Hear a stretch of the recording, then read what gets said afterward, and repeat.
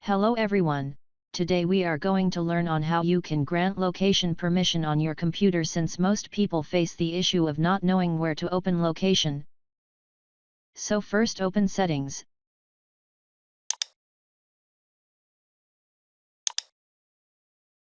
Then go on privacy. Then after getting this result slide down to where you can give permission some other to tools.